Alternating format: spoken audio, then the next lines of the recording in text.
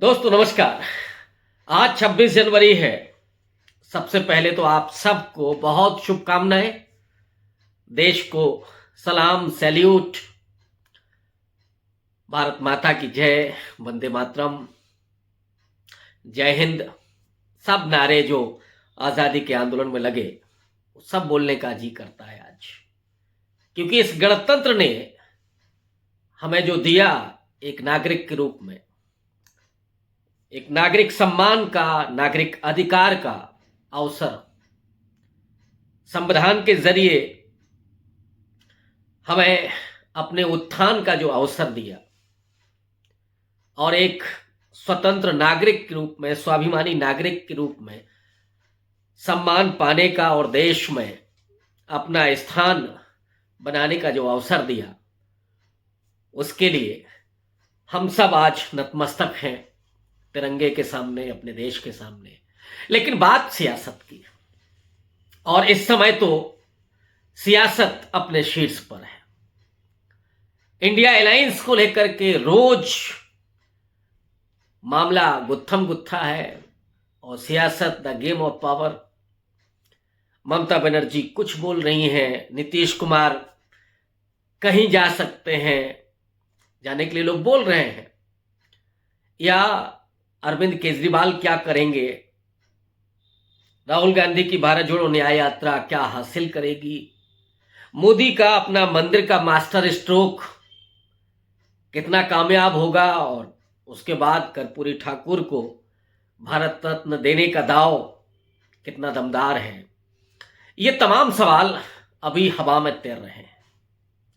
लोकसभा चुनाव आए उसके पहले इस देश की सियासत बहुत कुछ बदलने वाली है और मैं उस राज्य की आज बात करूंगा जो दिल है देश का, जो दिल्ली की सत्ता को तय करता है। वो उत्तर प्रदेश, जहां सबसे ज्यादा लोकसभा की सीटें हैं और उतनी ही उत्तर प्रदेश की सियासत दांव पर लगी हुई है। सियासत, सत्ता, ये अपने आप में कई बार बहुत क्रूर भी होते हैं।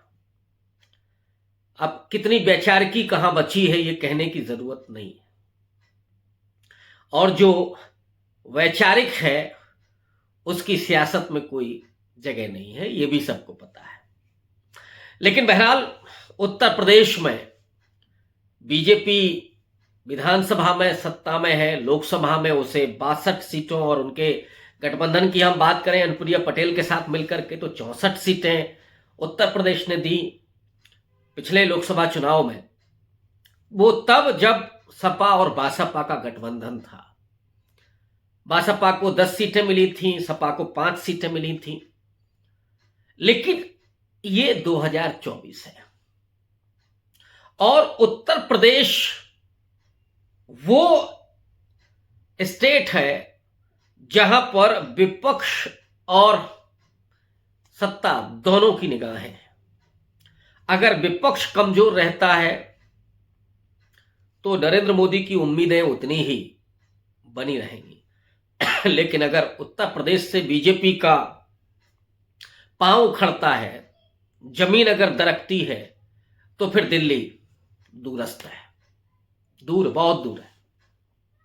ऐसे में एक सवाल आपसे डिस्कस करना चाहता हूं, वो है कि उत्तर प्रदेश की चाबी किसके पास है।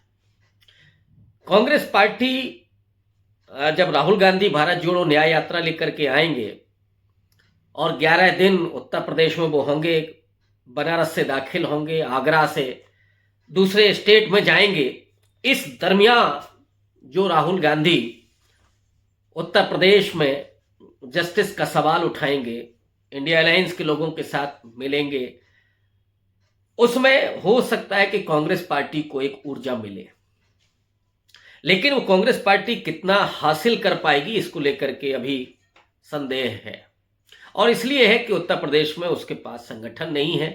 जो सबसे बड़ी कमी कांग्रेस पार्टी की है कि वो लीडर तो अपर कास्ट दे रही है, लेकिन वोट उसे जो देने वाला है, जहां से संभावना है, वो दलित, पिछड़ा, अति पिछड़ा और मुस्लिम है। ये उसकी बुनियादी कमजोरी है। तो इसलिए मैं आज कांग्रेस की बात नहीं करूंगा, मैं बात करूंगा उन दो राजनीतिक दलों की जो कभी साथ थे, बीच में अलग हुए, फिर साथ आए, अब फिर दूर हैं। कई बार आपस में कड़वाहट भी रहती है, एक दूसरे पर हमला और प्रहार भी होता है, लेकिन असल बात तो सीटों की है, चाबी की है, उत्तर प्रदेश की। जिसे कांशीराम साहब कभी कहते थे कि वो सत्ता की चाबी, बाबा साहब अम्बेडकर ने जिसको कहा कि अगर वो आपके पास है तो फिर आपके साथ इनजस्टिस नहीं हो सकता, शोषण नहीं हो सकता है। ये चाबी उत्तर प्रदेश में किसके पास है? अखिलेश यादव के पास है कि मायावती के पास है? आंकड़ों को अगर आप देखें तो पिछले विधानसभा चुनाव को ही लें तो मुख्य विपक्षी दल अखिलेश यादव है, सपा है, 100 गठबंधन को मिला लें तो 125 के आसपास सीटें उनके पास, 36% वोट बैंक, अकेले उनके पास 32% वोट, 111 सीटें। मायावती के पास केवल 13% वोट, 12.9, और केवल एक विधानसभा की सीट। लेकिन कमिटमेंट जो वोटर का है वो मायावती के प्रति ज्यादा है। अखिलेश यादव के पास एक बड़ा यूथ है, एक बड़ी सियासत की का इतिहास है, लेकिन वो जमीन पर उस तरह से जूझते हुए नहीं दिख रहे हैं। मायावती की अपनी कमजोरी ये है कि वो केवल ट्विटर से पॉलिटिक्स कर रही है। मायावती के बारे में तो मैं पहले भी कहता रहा हूं कि नरेंद्र मोदी तो मंदिर जा जा करके दर्शन कर रहे हैं।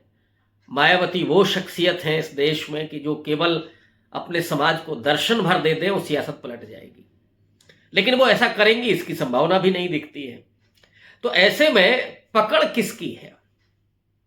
मायावती ने अभी इंडिया और एनडीए दोनों से अलग जाकर के अकेले चुनाव लड़ने की बात की है।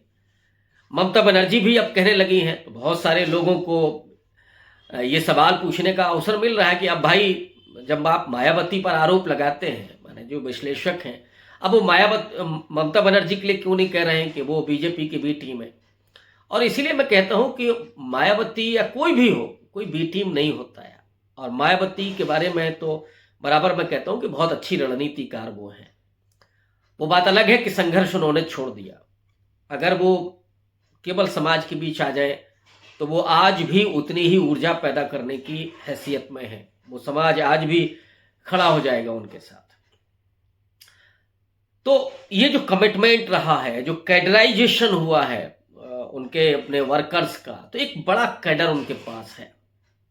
लेकिन अगर वो अकेली जाती हैं तो ऑब्वियस है कि इस समय का जो माहौल है वो जो एंटी बीजेपी वोटर है, जो बीजेपी से नाराज है, दुखी है, परेशान है, वो वोटर सिर्फ ये देख रहा है कि हराने की स्थिति में कौन है।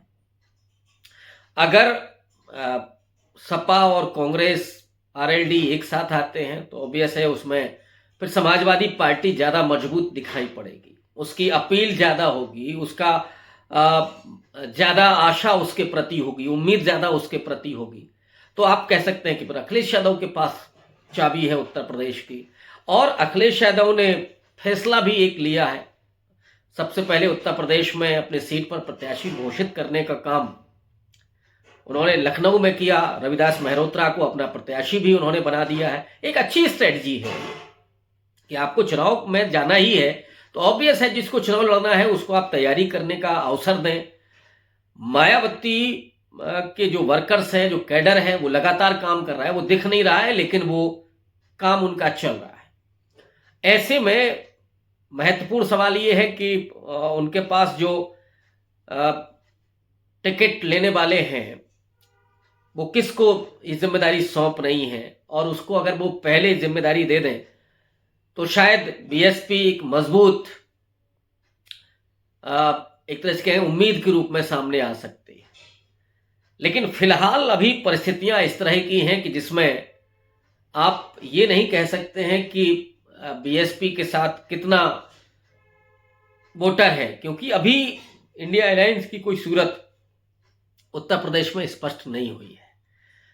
तैयारियों के लिहाज से दोनों ही लोग अपने अपने तरह से लगे हुए हैं और अगर ये एकजुट हो जाए तब तो फिर चाबी तो मायावती और अखिलेश यादव के पास ही होगी।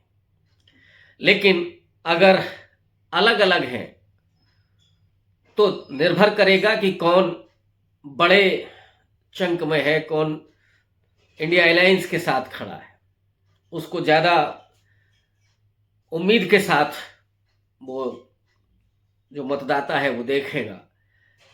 लेकिन मायावती अगर सड़क पर आती हैं, वो लोगों के बीच में जाती हैं, रैलियां करती हैं, अपील करती हैं, तो डेफिनेटली उनको भी एक मजबूत स्तंभ के रूप में देखा जाएगा। उनकी पार्टी को भी बड़ा उम्मीद से देखा जा सकता है। इसलिए फिलहाल तो अभी मुझे लगता है कि टाई अप है। देखना होगा कि आने वाले वक्त में क्या होता है। शुक्रिया।